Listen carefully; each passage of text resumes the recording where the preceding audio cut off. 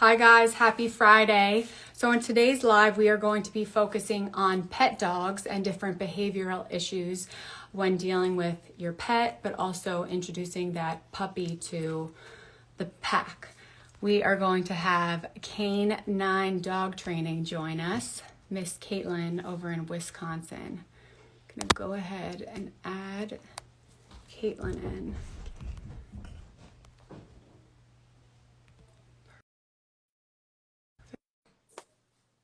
How's everybody doing tonight? Good? Hey, Hello. how's it going? Good. How are you? Good. Good. Thank you so much for having me. Yeah, of course. Thanks for coming on. Of course. So, can you start off talking about your business and where you're located? Yeah. So we're out of Madison, Wisconsin. I actually do all of my training out of our home. So my kennel room is attached to the back of our house. Keep things relatively small, 4 board and trains at a time. It's just me, and then I have an assistant who's here part-time. My husband definitely helps out, so it's definitely a family business, small business. And we do all board and train programs. I do virtual coaching sessions as well. But yeah, we do all family pet dogs. So a little bit different than obviously some of the sport dog world where people are like, all right, help me, get my dog more revved up, where I get a lot of people that are like, hey, can you help me figure out how to calm my dog down? Mm-hmm. So yeah. Awesome. I mean, that's the most important thing. I mean, like leash walking, Yes. everyone needs help with that, so Yeah, definitely. I think the awesome. biggest thing is just helping owners be the most successful so that the dogs can also live a bigger life versus just staying inside the home. So I'll get so many dogs that get dropped off and they're like, we don't even walk our dog. And it's like, all right, well, we at least need to get these dogs up for walks at the very minimum. What do you think is the most common problem that owners come to you for help with? Leash reactivity for sure. So a lot of people are just struggling with massive arousal. Dogs just constantly, whether it's other dogs that they're reacting to, squirrels, bikes, cars, just dogs are living in like a reactive state at all times in the home, not just on the leash as well.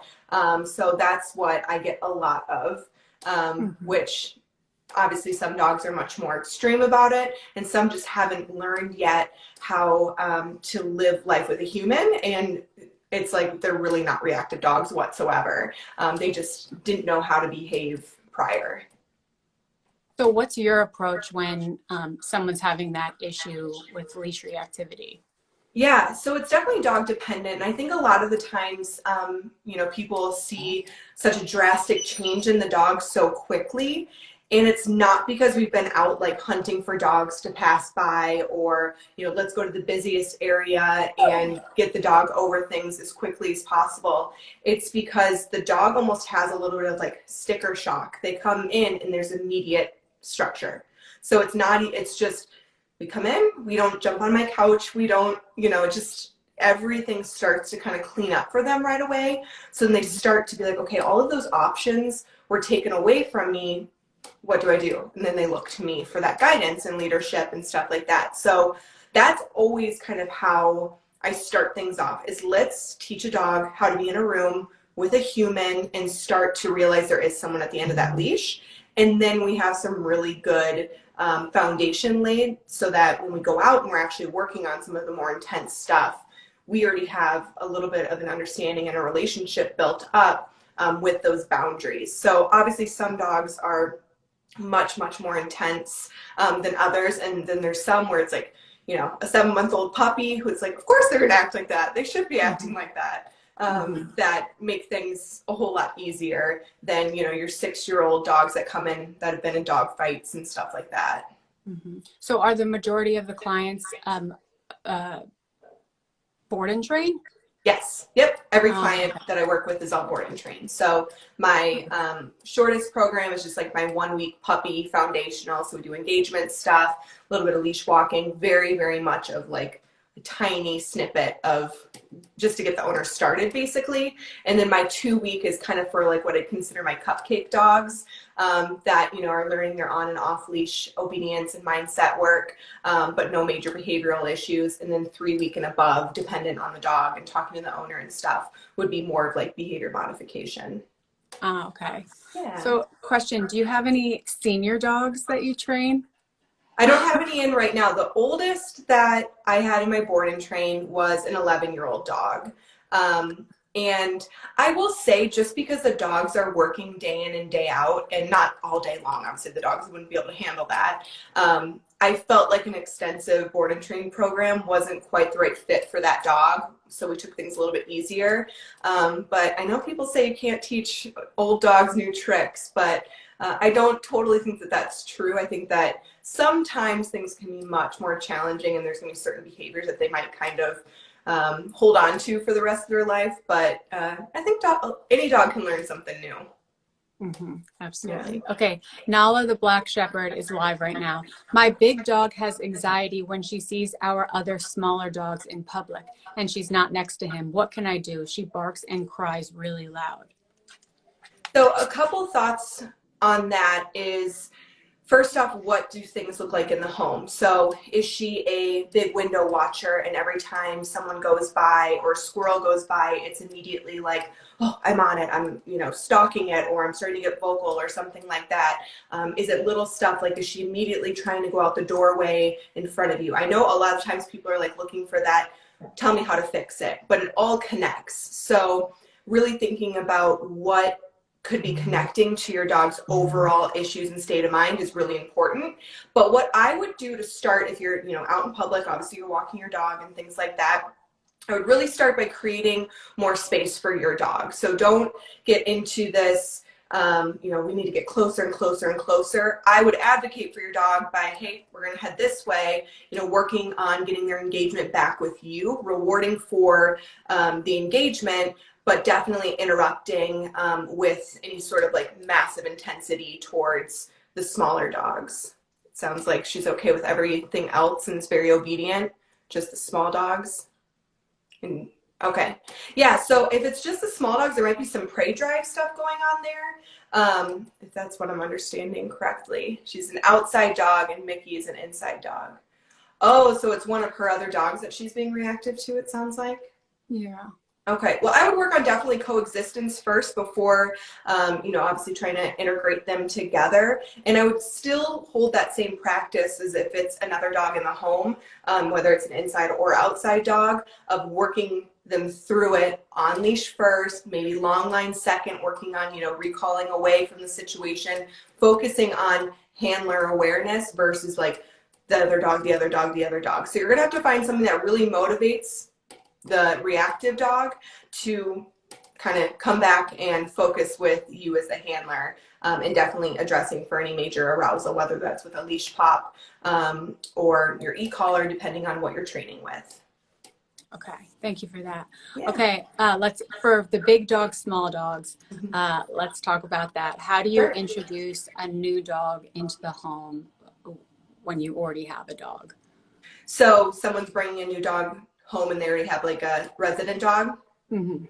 So I'm a huge proponent on, let's focus on the dog relationship with the human first, not the other dog. So I will just say it over and over again that I really think that coexistence of the two dogs in the home is the great way to start versus like, okay, we've got a new dog, maybe it's a puppy coming home, puppy's coming home and your adult dog. First off, puppies are a lot and they can be kind of annoying. So we don't want, you know, the adult dog to immediately be like, what the heck, I didn't ask for this. So we always want to advocate for the older dog's space, whether they're a young dog or not, they're still the older dog. And starting with the puppy having really big, you know, foundations and crate training and all of that right off the bat, so that you become, as the handler, the owner, much more important to start than the other dog. So especially I get a lot of clients that are also like adopting. So it's, you know, they're adopting a 1-year-old dog versus, you know, their 6-year-old dog at home. So, you know, that 1-year-old dog had a whole year of growth and development that we're not aware of. that could really play a part into the mix for sure. So it's super important that the human starts to understand what dog they have before the two dogs are interacting. So I typically start with more like pack type stuff once I actually want them to be interacting. So whether that's we're doing a long line walk and the dogs are, sniffing together, but the puppy or the young dog's trying to go too much into the older dog's space, let's go, just keeping that pack mentality of like moving along, I find is a huge relationship builder for other dogs versus it being like, all right, let's go in the backyard and just like see what happens. Some dogs do amazing with that, but I know a lot of dogs that do not do amazing with that kind of greeting. So coexistence first, build your relationship with you as the owner, and then focus on integrating the two as you kind of feel out the vibe. We all have really good intuition, so I think we just need to listen to it a little bit more often. Okay, One Wild Merle, how to deal with crate aggression, both human and other dogs. So I really, really think that you would need to get professional hands-on help, because that is, I don't think that necessarily without understanding the full picture, it would be responsible of me to be like, do this and everything will be fixed, because that's just not the case. So when you're dealing with any level of like aggression, especially if it's true aggression towards other dogs or humans, I think it's really helpful to get, someone that has experience with that involved, for your dog's sake, and obviously, especially for your sake. But what I would say, like what you can do right off the bat is really making sure that you as the owner have really good boundaries and understandings with your dog. If they're having any sort of aggression towards you, but then they have no problem snuggling with you, taking treats from you, playing with you, then you really need to make sure that you're kind of upping your accountability for your dog from a standpoint of, hey, I'm not going to give if you're also going to get aggressive towards me.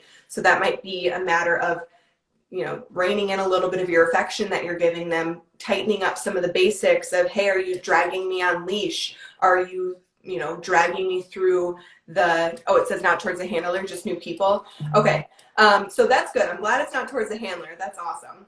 But towards new people, then the biggest thing is definitely going to be, not letting people get into your dog's space when they're in their kennel. That's their den, their space. Obviously, I understand if you have to have people come in, take care of them and stuff, but I would really working on some of those triggers outside of the crate versus having people go right up to it and approach them. And again, it's probably going to be a lot of structure stuff, and definitely having to address some of that, whether it's, all in combination of the structure, or if it's a matter of correcting that behavior. But I'm guessing there's usually more that's going on than just the crate. It's usually not just, hey, go at it with the crate or the aggression happening in this one situation. It definitely all connects. So long story short, definitely get some professional help if that's what you're experiencing. Okay. And can you kind of just describe the behaviors of crate aggression? Me or her? You, like, is it barking, like scratching at the crate? So some people think it might be crate aggression, but there might just be a reactivity piece of it going on. None of it's okay. So I'm not saying like, oh, well, your dog's not actually aggressive, so don't worry about it. But like, for instance, I just had a dog get dropped off a couple days ago, and in her intake video, she's barking her head off, growling at my assistant in her crate, and she's not human aggressive. And she's not crate aggressive either, but she was acting aggressively in that moment because she's in a new space. She doesn't know exactly what's going on. Come to find out, her owner was like, oh, no one's ever been around her when she's in her crate. She's always put away. So it was just a new situation for her. So that to me is more crate reactivity. Again, you want to be careful in that situation, but true like crate aggression would be, obviously someone trying to go get a dog out and they're just nasty biting them. And, a lot of the times I will say it comes from a place of fear. And then there's a level of the second you get them out of the crate, it's not that game. But I also don't work with massively aggressive dogs. So I'm definitely more on the reactivity side, not the aggressive, like I really want to put my teeth on human skin. That is not my ball game whatsoever. So I definitely have seen it. But when I get it here and there of a dog getting pretty nasty in a crate, the second that we do get them out, that's all, that was kind of like their poker face going on. But it can look pretty nasty when you see dogs, teeth snarling at you and coming at you when you're trying to leash them up. And that's where you got to just get creative and get them out safely. Mm-hmm. Well, you nailed it. She said, yes, she is reactive to all dogs and people in general. Okay. Yeah. I would definitely get some hands-on professional help if you can. Okay. How to work, bully like Enzo, how to work through reactivity towards loud noises. Okay, so I'm guessing that what's taking place is like something bangs and startles the dog and woo, starts taking place. So versus being like, all right, let's go find loud noises, I would really work on confidence building and stay work with your dog to start, and a really nice structured walk. So that doesn't mean they have to be in super structured heel. My heel looks a lot different than like a competition heel. Mine's much more of the following mode is kind of what I call it. So I like to utilize obedience to help dogs through situations. So what I would do in that situation is make sure that my dog has really clear direction of what I'm looking for from an obedience space. Once they understand that, we can then work them through the situation of loud noises going on, say that they kind of freak out about it. Heel, we get them in there, good. And we really reinforce that calmness and calm state of mind. So it's construction happening at my neighbor's house right now. Okay, yeah, so I would try to not allow your dog to be in like fight or flight mode. So say it's in the house or say it's when you're out on the walk. Don't let them just flee from it, because they're getting into a reactive state. Even if they're not like being loud, you can still, dog hears knock, that means run to it. Dog hears loud noise, that means run away from it. So I would really focus on getting that flight option out and away. And that's probably going to mean keeping your dog on leash, even if it means in the home, and practicing some of the obedience that you've been working on with them in those situations, build up their confidence through it, and they'll start to realize it's really no big deal. If you can, then I like to see if I can go get somewhat close to the trigger, not necessarily like right by it, but if I know that it's garbage day and like all of my dogs, everyone's like, my dogs freak out on garbage day, I'll like sit on my front stoop with the dog, and I don't put them in command, but they just can't flee away from me. And they just start to see the world kind of go by. So maybe it's a matter of going into a busier downtown, giving the dog some space, and just letting them experience and see it and realize it's not going to cause them harm. And that really tends to help boost dogs' confidence in those situations. Mm-hmm.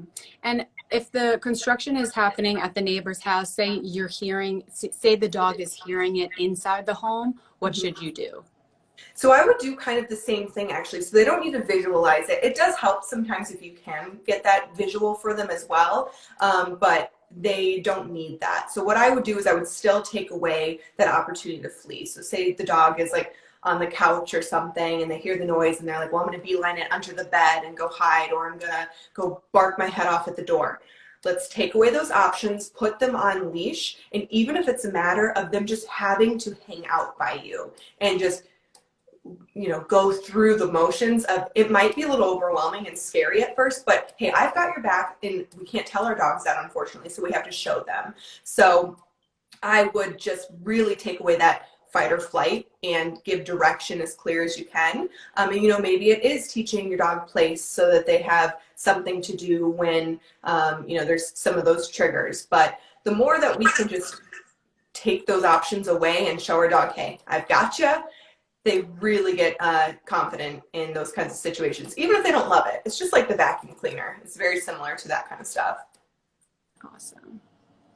Okay, Matt Sylvia, how to achieve dog neutrality in the house with a 4-month-old dog and an 8-year-old dog? Okay, so kind of similar to what I had mentioned before, and maybe you weren't on quite yet, but those age gaps are really big. So it's different than like bringing a puppy into just a 1-year-old. Typically, they both are very puppy and they like that. An 8-year-old, maybe not so much. They're probably gonna be like, this, puppy is obnoxious. So the puppy is going to be extremely time consuming regardless of if you have another dog or not. So again, really focus on your relationship with the puppy and understanding that the puppy is going to probably need more downtime and structure than your older dog. If your older dog just kind of knows the drill, don't forget to get in their walks and the things that you would normally do with them. Keep their life as normal as possible while integrating the puppy into the mix. So keep doing what you're doing with the adult dog, but also don't let that dog be like super in the puppy space and too crazy. If they're a great adult dog and very gentle and soft, I typically don't see an issue with, even a dog giving a puppy a correction if it's fair and concise and not, taking it to the taking it too far. But really focus on keeping life for your older dog as neutral and normal as possible, and then showing them that you are always going to continue to manage that puppy until the puppy has an understanding of the boundaries in the home. So puppy needs lots and lots of management. Work on your relationship with your pup, tons of engagement, get out with them on some nice pack walks, start to teach them how to kind of chill together. So that'll probably mean in the house your puppy needs to be on the leash. And you'll start to notice, especially as your puppy starts to mature as well, that things will probably be pretty cohesive at that point. So for a 4-month puppy, obviously all the attention is going to be on that puppy. Where should you put the 8-year-old dog? What will the 8-year-old dog be doing? In the crate or like just running around? Yeah. So I think it depends on the dog, because some 8-year-old dogs also, they're not even necessarily the age, but some dogs are just more chill than others, and they'll just, go do their thing and they're like, whatever, this puppy is here. But then there's others that are like, they act like puppies at 8 years old. So maybe that's where, if they are crate trained, definitely, crate them for the time that you're working with the puppy, or, put them in a different room, whatever that might be, or, put up a gate so that the older dog can still kind of see what's going on, and then working with the puppy separately. But I really do believe that puppies, especially at that age, yes, they need a lot from us, but they also need a lot of downtime. So when you're not engaging with the puppy and actually working with them, like every time that puppy is out, it should be intentional time with them. Whether that's playing, like that is definitely included, but the puppy should not just be out and it's like, okay, well, I can't really keep my eyes on the puppy, so the puppy's running around. Oh, wait, where did it go? Like, it's getting into the 8-year-old puppy's food, or dog's food. It's really it's just more time consuming for the owner with the puppy, but it's a great opportunity to work on crate training. So there's some puppies that'll get at that age where it's like they come out for maybe, and it sounds crazy, but like 10 really quick engagement sessions, or they'll come out for like 2 longer ones. It depends on what the puppy's vibe is and the energy and stuff like that. And then the rest of the time is either playing in the backyard, low-key stuff, crate time, just engaging with me and with a toy or something like that. But lots of management for that puppy for sure. And then the owners will typically know the vibe of their other dog, if they need to be put away, if they're just going to be distracting, because that will definitely distract the young pup if the other dog's running around. Mm-hmm. Yeah. Okay, achieving dog neutrality or a calm state of mind with a 4-month-old puppy. Okay, so that's asking your puppy a lot. So a 4-month-old puppy, I think we have to kind of put that into context. And I know dogs are not humans, but I always try to connect it, because I get a lot of people, a lot of owners that are not in the dog world. They're very much like, my puppy is my baby. It's very much like this is a human puppy. And it's like, no. So they're little animals that come out knowing how to bite, knowing how to pee everywhere, literally wanting to eat everything. They're in this new world that smells cool, has noises. So I'm not saying you can't get a puppy to a calm state, but that's going to come after fulfilling all of their needs that they have from the day. And it's going to be because they're probably sleeping. So I don't necessarily want to answer that with saying, here, do this, because I don't think that's fair to the age of the pup. Because I think that you can start to get them to be less like fixated on other dogs, where it's you're focusing on engagement with you, rewarding for the eye contact with you and making yourself a little bit more appealing. And sometimes that takes a lot of work.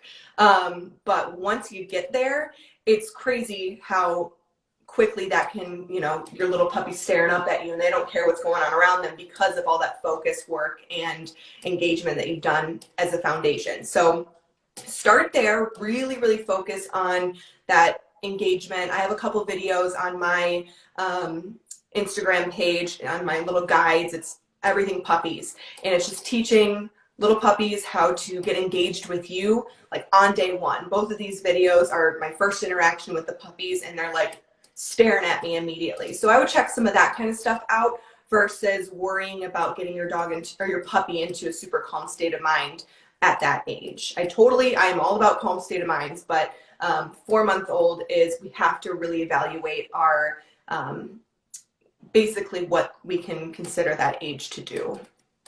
And how does the breed play into that?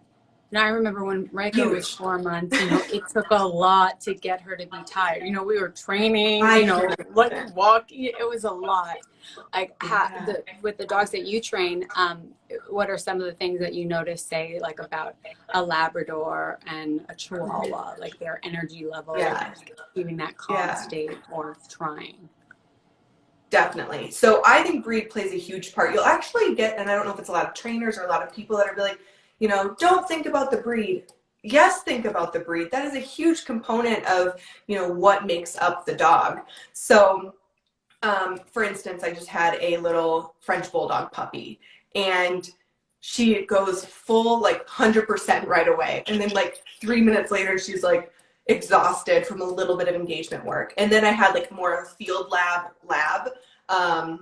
not long ago, and he's a dog that could have gone all day long. So there were moments where we had to then work through crate stuff of, I know he is mentally fulfilled and physically fulfilled. He's been fed, he has water, he's been pottied. He's gonna have to cry it out a little bit right now because he cannot be out 24/7. So I do find that like the lab that I had, I was able to do a longer engagement session with him, call it 20 to 25 minutes. And I would add in a little bit of duration into the mix as well. And when I'm talking duration for that young of a pup, it's not super long, but getting them to climb onto their bed and then having them stay put for a second and then releasing them back off, or having them hold a sit stay. So seeing how you can kind of also add in for your breed, dependent of how you can make things a little bit more challenging for those that can go, add that in so that it's almost kind of like, it's not the same thing over and over again, because they're going to be like ahead of you within seconds. Where some, it's like, let's just get them to chase a little bit. Let's get them to come to me a little bit. And then they're like snoring on their side. So I think breed definitely plays a part, and you just have to sometimes get creative of, okay, how can I add as much into this without it being overwhelming, but also with really utilizing the smarts of my dog. I'm sure you are very, very well aware of having to get creative, right? Because she's only a year now? Yeah. She turned a year? Yeah, so you still have a puppy. Yeah. Uh-huh. Okay, question. What's your favorite breed of dog?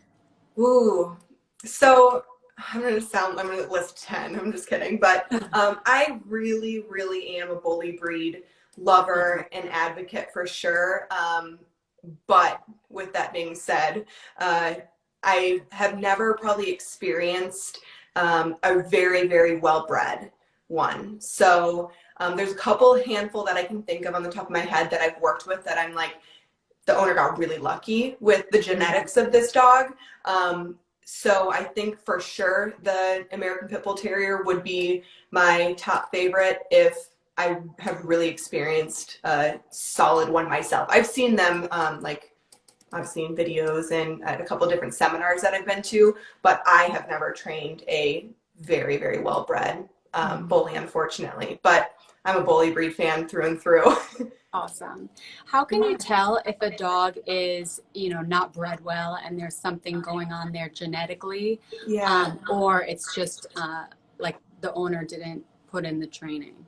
So I will say, and I always want to preface that in a very transparent way, I'm not an expert at dog genetics or anything like that, but from seeing things kind of over and over again and experiencing it with my own dog, because that's actually what got me into training, was super challenging dog of my own, is when you really look at like what the dog was bred for and what their disposition is, and even if it's a matter of like Googling the characteristics of a dog and you start to like check all these off and you're like, that is not this dog, or you can see that just something is not connecting with a dog, where it's like they're just not where they should be. It's kind of like a vibe that you get from them, that you're like, there's something genetically going on, whether it's you know, massive anxiety, or just you're doing everything, getting super creative, and the dog's just not connecting, and they're just so like obsessed about something that is just, it's just not in their breed standard.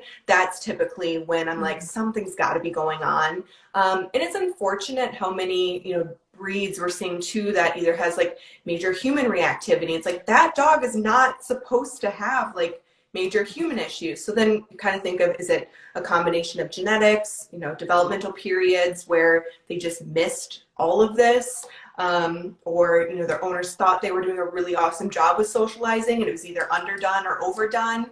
So I think that regardless, most of the dogs I work with, I'm not going to speak to like any of the very, very severe dogs. Most can make fantastic progress for sure. Some take a completely 180 and it's like they are a new dog. And there's others that are kind of what you consider your lifers, where, you know, they're going to need management, the right household, the right owners to keep them successful and to keep them safe, and the community safe, because you know, you get some dogs that are just dangerous, and you need to make sure that they are well kept with their owners. So it's definitely a genetic combination with the development for sure. So yeah. Nice. Question, what is your take on doggy daycares? So I'm probably either gonna make friends or make enemies with my answer, but I think it's extremely dependent on the doggy daycare. I actually know of some that are amazing. They're super structured. They have small groups. The people out in the yards with the dogs or in the room with the dogs just have such a beautiful like vibe with the dogs. They know the dogs. They put them in really good situations. So I am all for those. I'm all for like socializing days. And it's not just run around in a room with 70 dogs and there's just no control and there's only 2 people in the room. Like, what the heck if something goes wrong? So I am all for them when it's benefiting the dog and the human, and you can tell that it's only supplementing the dog from a standpoint of giving them something that they need in their developmental process. For puppies especially, if you find a really good spot for puppies, but it would not be a space for me personally to like send all of my clients to, or myself, just because it's just a little bit too much. I don't like to give away that much control of like my dog. Like, it's important to me to make sure that I'm always able to advocate for them. Yes, guys, I'll definitely upload this after. I think, you know, with COVID, so people are at home and they're training their own dogs and they're just spending more quality time with their dogs. When people start going back to work and their dogs aren't getting that attention, what issues do you think are going to pop up? I'm already starting to see like a major surge of issues with COVID puppies, and dogs in general. So much separation anxiety. So I'll talk to a lot of people in like my owner coaching sessions that I do that are like, well, I work from home, so I'm home all day, so they don't need to be in the crate, or they don't need you know, any time away from me. And I just beg people, like, don't stop your routine. And yes, your dog might get a little bit more from you, which is great. I'm all for that. But there's just such a codependency issue going on right now that the amount of separation anxiety that I'm starting to see is overwhelming. And some are not very severe and some are just, you know, kind of brattiness going on. But also seeing a lot of fearful puppies and dogs. So it's been a year now that we've been quarantined. So a lot of fearful puppies for sure, just because people weren't having people come over. A lot of places couldn't even go anywhere. You know, there's a lot of stores that were just, you know, not having people come in anymore. So socialization has definitely been a big issue. So that's adding to more human and dog reactivity for sure. Mm-hmm. So And can you kind of just go over the importance of crate training? Because I know that if you haven't crate trained and it's never been a part of your life with a dog, it's kind of hard to wrap your head around the fact that it's a good thing for your dog. Can you talk about that? And then also just touch on like creating that space even for the owner, for the handler. You know, I have noticed I have become like codependent on Rika. You know, she's always with me and I'm like, shit, like I need to create space. Like I got to go and do my life, you know, like because it's, totally. I mean, it's real, you know, like spending every waking moment with your dog. It's not good. You need to create space. Or like planning your plans around, well, can my dog be there? Like there's things literally that I'm like, I don't want to go, like on the weekends especially, I'm like, I don't want to go do something. Like I'm home, but I'm not with my dogs all day long. I'm working with other people's dogs. So I'm like, no, I don't really want to go do that because I you know, I want to hang out with the dogs. So I totally get it. I'm right there with you. But so crate training. I wish like every puppy owner that reaches out to me, every owner in general, but especially puppies, because crate training can be a pain in the ass for a lot of people and a lot of dogs. So crate training is so important because it's not just about like, oh, I just need to put my dog away. It's having and to make sure that that codependency isn't so severe that it's like your dog or you can't live without each other. And it's like they need to be able to be independent. And I think it's super valuable for, especially if you want to do things. So often people are like, well, my dog doesn't destroy anything and they're totally fine. And then they get taken to a boarding place or someone has to come take care of their dog or, you know, have them go to someone's house and they can't be in a crate, but they need to be. And they're just stressed and they're anxious. So having that option should be in your toolbox, just like a leash, just like your treat pouch. It should be a part of your toolkit. And it's really great because dogs are den animals, so they like having that space to themselves. It'll make it super, you know, seamless for if you want to add to your pack. So you do have a space to be able to put your dog. You want to go on trips. You can put them in a crate in your car and they're safe.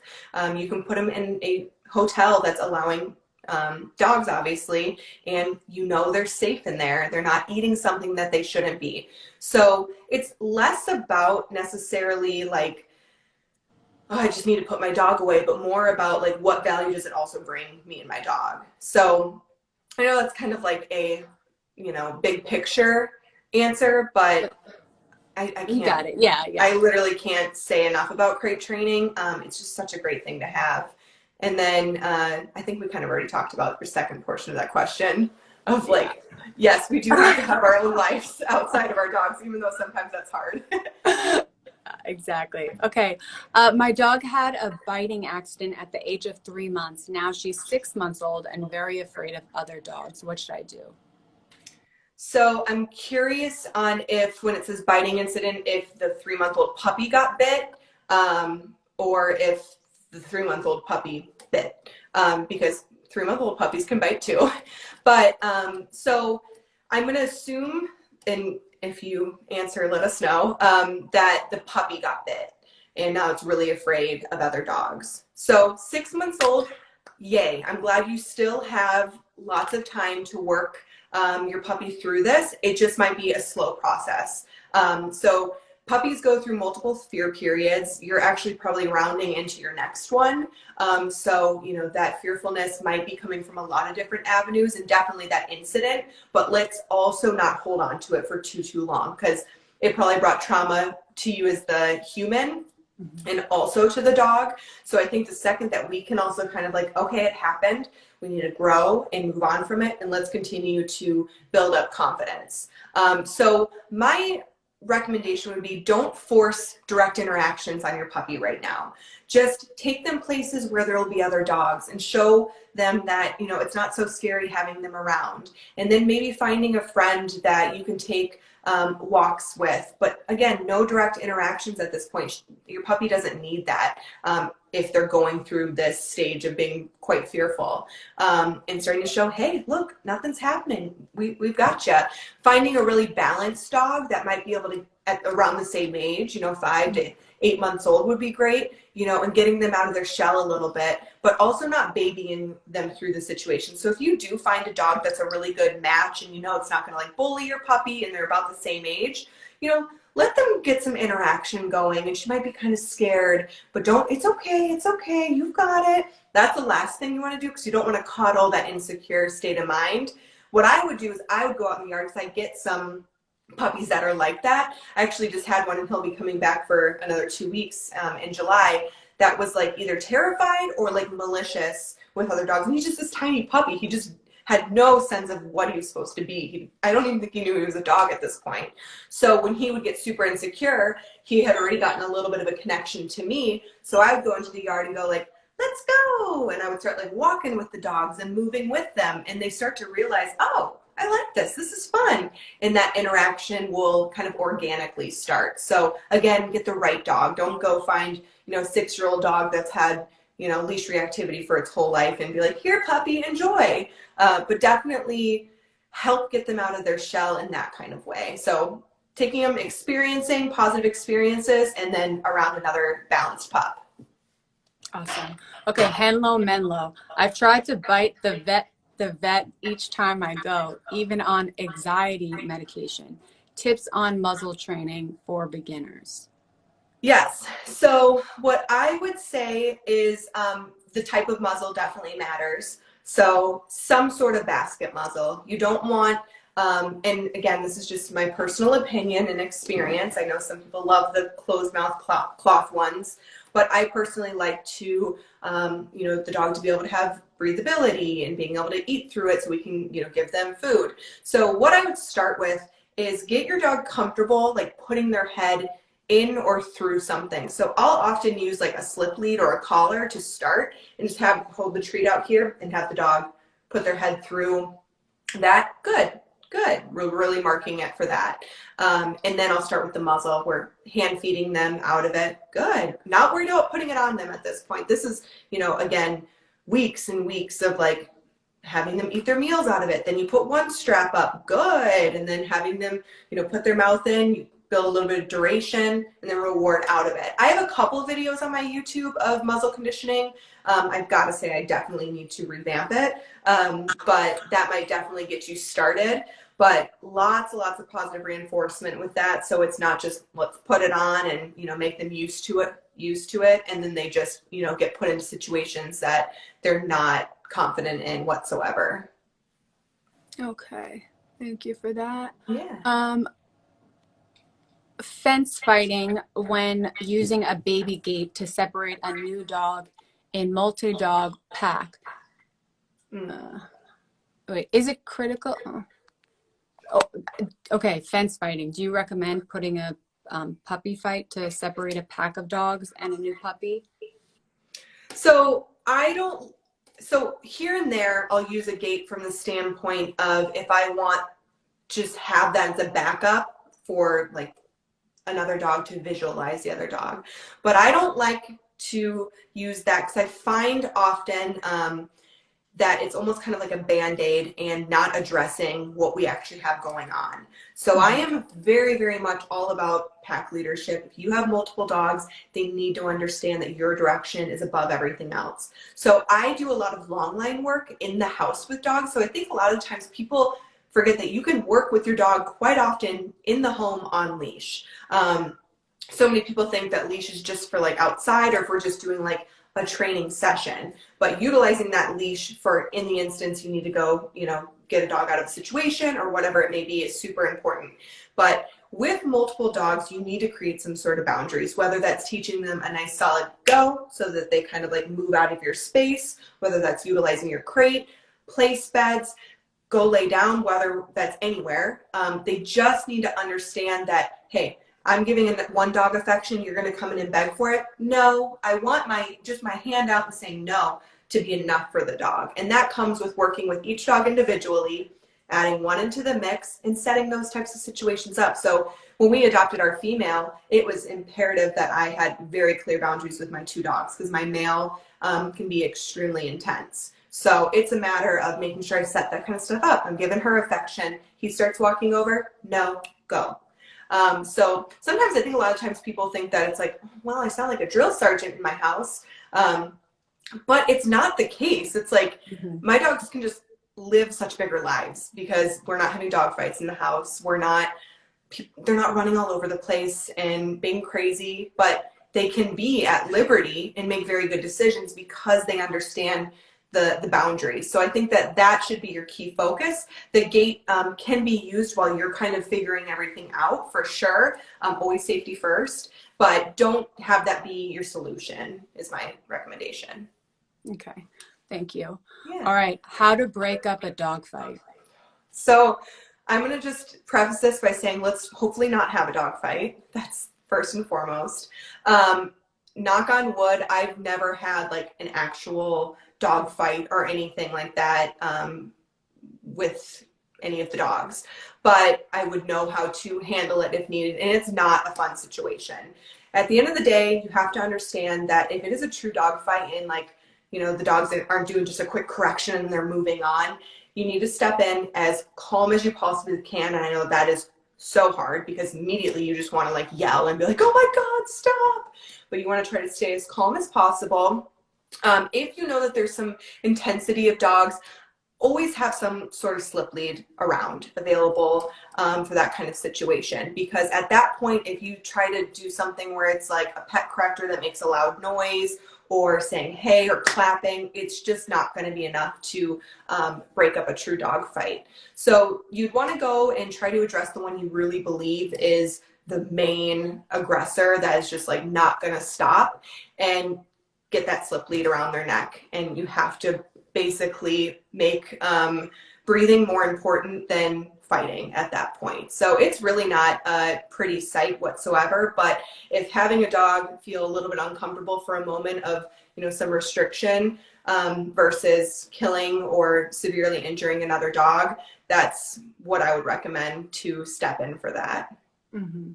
I think that's the biggest thing is like there could be serious damage like if you don't separate the two dogs before getting to that level. Like with Rika and Tito. Tito is our 13-year-old rescue Chihuahua, and Rika, they like Tito will show aggressive like actually in the beginning like Tito would growl, but like he was really scared of Rika, and Rika could care less about Tito. It was only when like food was involved that we started seeing like just some intensity build up, and they actually did get into like maybe like 3 fights, like quarrels, like you know, where it got heated. And my first reaction was like take both by the collars, like, you know, Rika goes to the crate, you know, Tito doesn't have a crate here, but Tito will just go upstairs. But yeah, definitely like pulling the collars away from each other.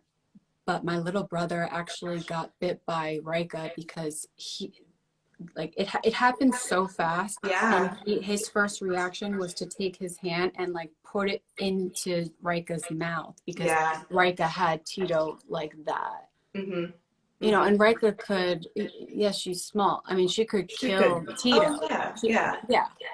And I think when you're in that like panic mode, like I think he wanted to grab Tito's head out of Rika's mouth.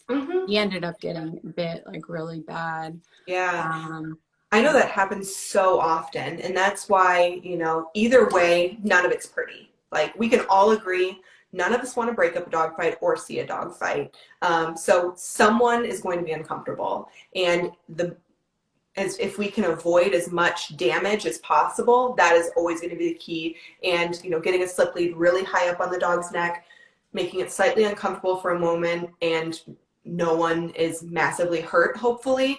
That's really the goal. The thing about the collar pulling is for some dogs, it's very, very vocal, and it's not like, and you get it apart and it's like, okay, we're fine. But there's some, you pull the collar, they're like, all right, yeah, I go even harder. Because it's what I mean, unfortunately, think about what people have to do for dog fighting. It's revving them up. Yeah.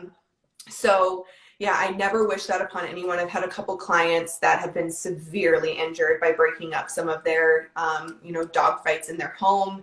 I've had a couple clients that have talked to me about, or, virtual sessions as well, that their dog has either, killed a dog, and, so it's just not obviously a situation that anyone wants to be involved in. So try to get out of it as quickly as possible with keeping everyone as safe as possible. Thank you. Yeah. Kaitlin, can you talk about your own personal dogs and what got you started in dog training? Yeah. So my older dog, he'll be 6 in May, we're guessing. He was adopted. He is definitely the reason I got into all of this. So I definitely pride my program and kind of like my brand, if you will, on empowering and empathizing with the owners while also helping them, live their best lives with their dogs. So, because I always felt that that was such a huge gap when I first got my dog. I was straight out of college, very young, and living on my own. And I'm like, I want a dog and I want a bully breed. Because I always worked with humane societies, and I was always walking the bullies. No one wanted to walk them. And so I fell in love with the breed. So, of course, I picked the dog without having any sort of like understanding of dogs besides what I liked visually, aesthetically, and all of that. I'm like, oh yeah, like he totally picked me. And so I had like this 5-month-old adorable, precious pittie pup that, hadn't grown into his ears yet. He's just, I just think he's perfect. They're so and cute. So freaking cute. So then I'm like, all right, so I start crate training right away. I was like a person that was like, not massively, but I was kind of against tools and stuff. So I was doing, which is great at the young age, do a ton of positive reinforcement. But I was like, very much like, no, I'm not going to use a prong collar on him or anything like that. And so crate training was going good. Everything was great. All of a sudden, like 5 months old, so like a couple weeks after I got him, I'm just like I'm like, I have the most aggressive puppy in the world. Like, I can't even believe it. I'm taking him out on walks. He's at the end of the leash, just baring teeth, flipping around, just losing his mind at 5 months old. And I'm like, this is frightening. And I think that a lot of us get into this, well, I have to keep the dog type of situation, which of course I wanted to work with him. But there also are some dogs genetically that just, they probably shouldn't have ended up being here. And I do believe that he's kind of one of those genetically, even though he's in a great space now and we've come so far. But he will always be kind of like my management guy for sure. So massive leash reactivity. Long story short, I end up meeting a balance trainer that starts helping me, and we just start making progress. And it was just really, really great, but still felt really lonely. So like, I always felt like I was the one that my neighbors were staring at because I lived in an apartment complex. And, I was then the one that was using the prong collar while everyone had their front clip harnesses. And so I just always felt alone, and then also didn't feel like I had a really strong, group of trainers that I need to like, look up to and watch their stuff on social and things like that. I typically felt kind of about myself after I would look stuff up, because it was just like, the owner's doing this wrong, the owner's doing that wrong, where it's like, we don't know until we know. And it's like, we're all trying our best. Like, none of us want an aggressive dog. None of us want our dog being the one that people are staring at. So I'm like, why are people not helping and like empowering and empathizing? So then I just got really obsessed with training him, and also started, experiencing some major human issues and stuff like that. So I just realized I really wanted, there's a lot of things I should have done to make him better. And I know where I really went wrong from a standpoint of, he's 6 months old and I have him at my boyfriend at the time, now my husband, college house party over Halloween with tons of people there drinking, this poor little puppy. And so it's like, let me tell you what Kate did, and don't do anything that she did back when Rhody was a puppy. So that's my male dog who is literally the driving force of K9. He's the dog in my logo. I have a tattoo of him here on my arm, and he's a great dog for us. So is he ever going to be the dog that's best friends with all these new people and best friends with new dogs? No, but he can do beautiful coexistence. I can bring him to do things. Like, he has a very big world, and he's awesome, but he's a lot of work. So then that's our first dog, and he's definitely the driving force of my business.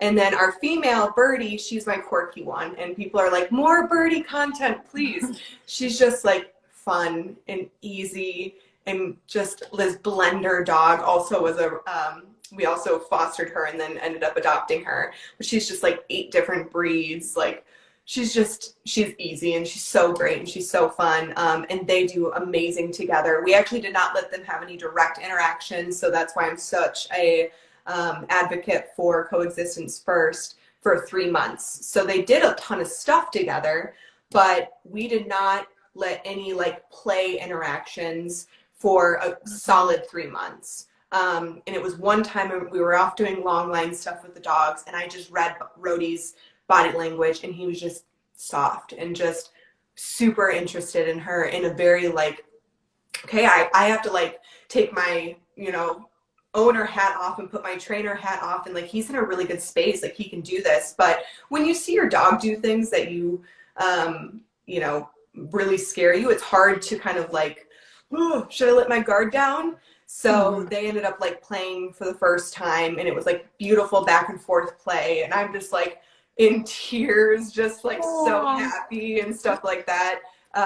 And so I'm like, this is why I do what I do, is to help owners not feel alone, help them make progress, help them feel like, hey, I've got some skin in the game. I want to work with my dog. Like, I hear a lot of people are like, my dog likes being a couch potato. And there are some that like to be more chill, but like, they probably like to go see the world too. Like, let's get you guys out there together. So they're the perfect little duo, my Rhody and Birdie. Birdie was probably the best thing that ever happened to us, even though we were like, we're not going to keep this dog. Like, she's so weird. She's like just this massive mutt, but she's just turned out to be like the perfect little mix. So we have the 2 personal dogs, and then we have our cat, who is definitely the queen of the household. Oh, of course. Oh, thank you for sharing that. I love that. Yeah. Can you talk a little bit about like what got you over that hump when you were using the prong with your what's your Rhody? With Rhody? Yeah. Because I think a lot of people, I mean, I definitely experienced that, feel this like almost like feeling guilty for having to use tools. Yeah. So I think that for me, it was definitely a lack of education on the tool. Like, I just was like, oh, all I've heard is that they're bad.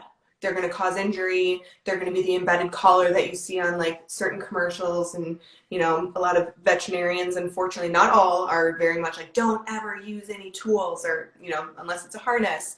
So I was just like listening to the masses in that one area that, told you not to use them.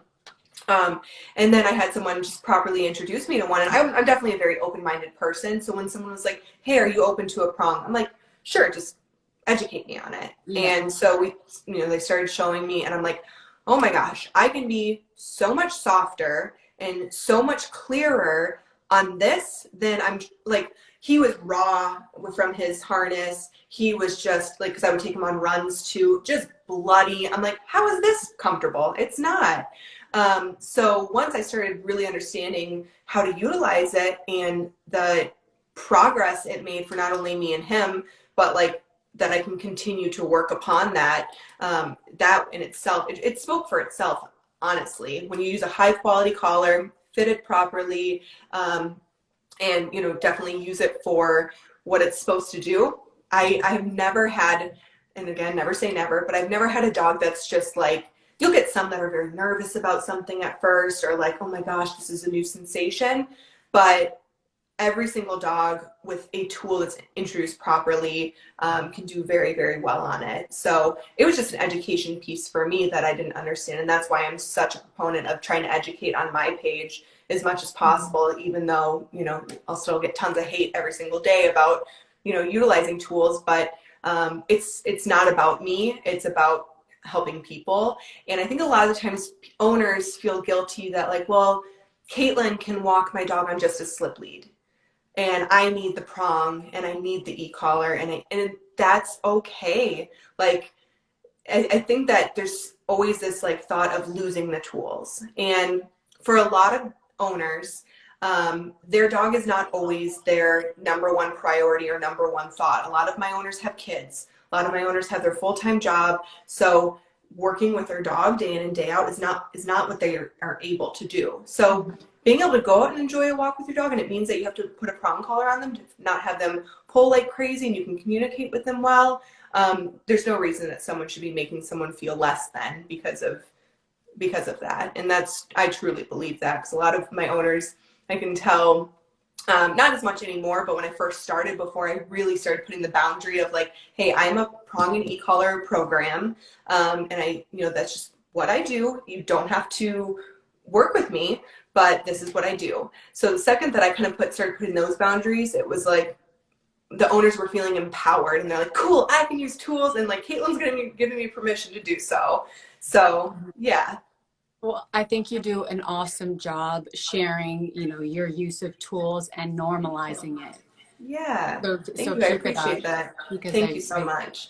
I mean, sometimes I feel like I mean, this is just a stereotype. You only see like these really hardcore trainers using these tools, but it's like, no, it's not reserved for it. Or it's like you have an e-collar on your dog and you're just like blasting them. It's like, if only people like knew. And I will say, and I don't want to like derail your questions or anything, but I wish also for what I do, more people understood like that there's going to be this process with a lot of dogs. I get a lot of dogs that come to me so fearful, so nervous, so anxious, and that they're not the ones that are, jumping on the leash and like, oh, hey, pet me, like a little doodle puppy that I'll get.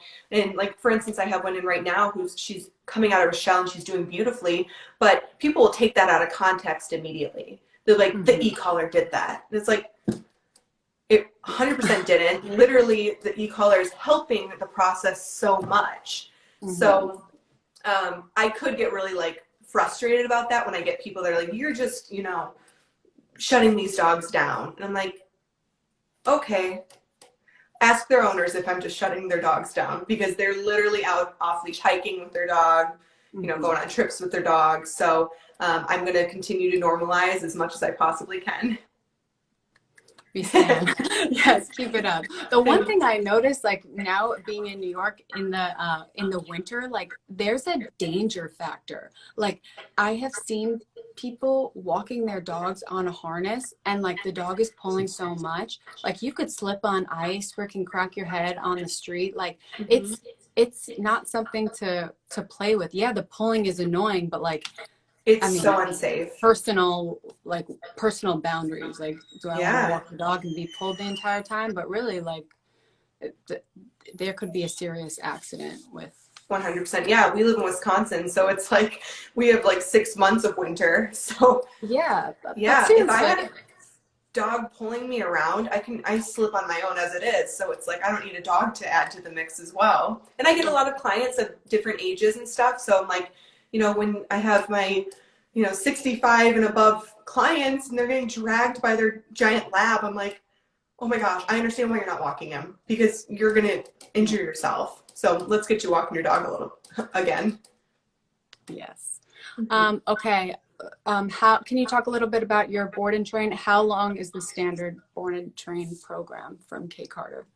Yeah, so for like my cupcake dogs, that's your easy, no behavioral issue dogs, that's a 2-week board and train, or 2.5 week. There's certain breeds that I do find, I have to take a little bit extra time with, and it's crazy how a couple extra days makes a difference for that. So 2 to 2.5 is like my standard, and then 3 week and above, depending on the dog's severity, is more of like my behavior modification. Okay. Being as you're in Wisconsin, do you have a lot of virtual clients? So I do a ton of my virtual owner coaching sessions. They're kind of like this kind of style where they're 30 minutes. A lot of people will book a couple of them if they feel that they need it. And we'll just kind of go over like a game plan for your dog. It's not like your dog is out and we're doing like a virtual class or anything like that. So I do quite a few of my virtual sessions, but I also have quite a few people, usually within the Midwest, that do drive to work with me. So all of my business, my main business is definitely my board and train, but I do a good handful of virtuals as well. Okay, awesome. And guys, just reach out to Kaitlin for your other questions about board and train. I see people asking about price.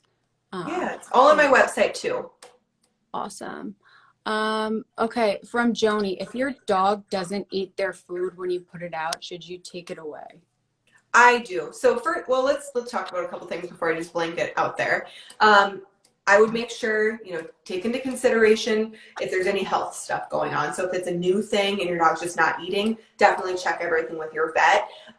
You'll get some dogs that they're just, unfortunately, their food drive is not up because they've either always been used to just, having a surplus of food available to them, or they haven't really ever had to work for their food. So we have a 15-minute policy. So whether we are having the dog work for their food, obviously that'll be through their session, but then they definitely eat out of their bowls as well. So it's 15 minutes, it's down.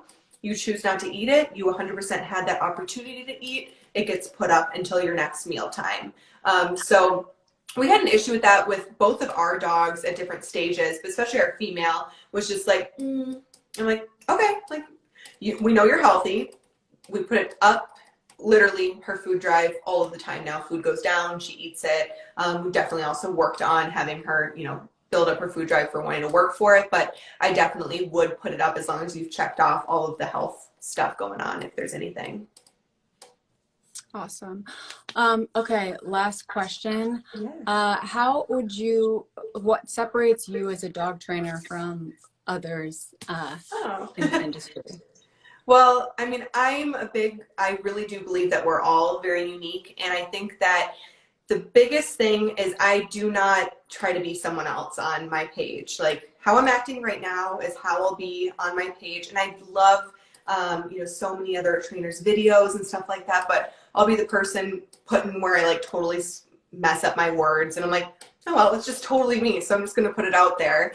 And I really think that I am great about focusing not only on the dog. I think we're dog trainers, but it's like I think of myself more as a dog trainer and owner coach because it's such a team effort. So making sure that I put out as much valuable content as possible, not just like, well, look what I can do, because that's not helping people. So I think that is something, because I'll go to I don't follow a ton of trainers, to be honest, just because I feel like you can get into kind of a dark space of a comparison game and stuff like that.